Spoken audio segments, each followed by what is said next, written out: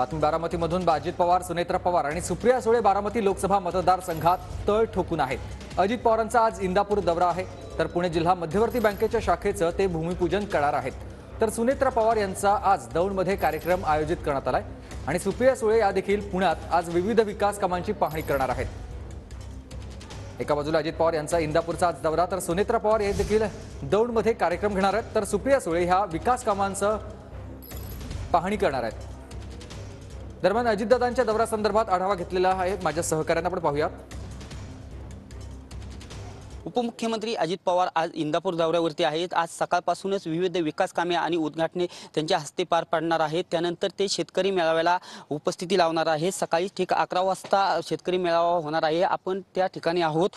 आपण पाहू शकता कार्यकर्त्यांसाठी मंडप आणि खुर्च्यांची व्यवस्था या शेतकरी मेळाव्यासाठी करण्यात आलेली आहे। राष्ट्रवादी फुटीनंतर पहिल्यांदाच अजित पवार इंदापूरमध्ये येत असल्याने स्वागताचे मोठे बॅनर लागले आहेत आणि या बॅनरवरती सुनेत्रा पवार यांचा देखील फोटो आहे। अजित पवार यांचा आजचा दौरा महत्त्वपूर्ण मानला जातोय, कारण काही दिवसांपूर्वीच राष्ट्रवादीचा उमेदवार बारामती लोकसभा निवडणूक लढवणार असं त्यांनी सांगितलं होतं। राज्यात नव्हे तर संपूर्ण देशात चर्चेत असलेल्या बारामती लोकसभा संदर्भात अजित पवार आज शेतकरी मेळाव्यात काय बोलणार हे देखील आज पाहणं महत्त्वाचं ठरणार आहे।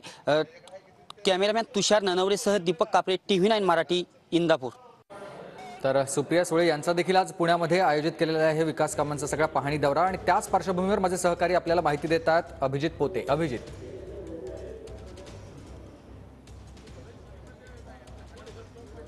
सुमित, सुप्रिया सुळे आज पुणे दौऱ्यावरती आहेत। पुण्यात असणाऱ्या सिंहगड रोड परिसरातील त्यांचा जो लोकसभा मतदारसंघ आहे तिथं नवीन पक्ष कार्यालयाचं उद्घाटन सुप्रिया सुळेंच्या हस्ते होत आहे। तत्पूर्वी राष्ट्रवादी काँग्रेस पक्ष शरदचंद्र पवार गटाला नवीन चिन्ह जे तुतारी मिळाल्यानंतर शहरातील सर्व पक्ष कार्यालयाच्या बाहेर आता तुतारीचं चिन्ह जे आहे ते लावण्यात आलेलं आहे। शहरातील जे मुख्य कार्यालय आहे तिथं देखील कारण शरद पवार यांच्या हस्ते स्टिकरचं अनावरण करत स्टिकर जे आहे ते सर्व वाहनांना लावण्यात आलं होतं आणि शहरातील जेवढे काही शरदचंद्र पवार गटाचे कार्यालय आहेत त्या कार्यालयाला आता नवीन पक्ष चिन्ह जे तुतारी मिळालेलं आहे ते लावण्यात आलेलं आहे आणि आज दिवसभर सर्व पक्ष कार्यालयात सुप्रिया सुळे स्वतः भेट देणार आहेत।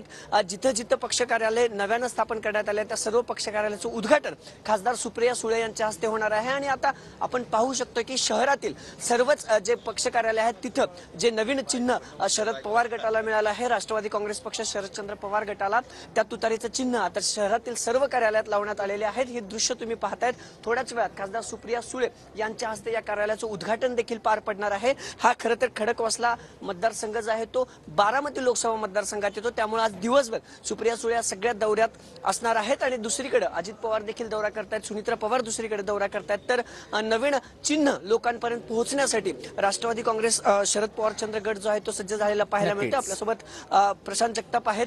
कालपासून सर्व पक्ष कार्यालयावर नवीन चिन्ह लावतायत, काय यामागचं?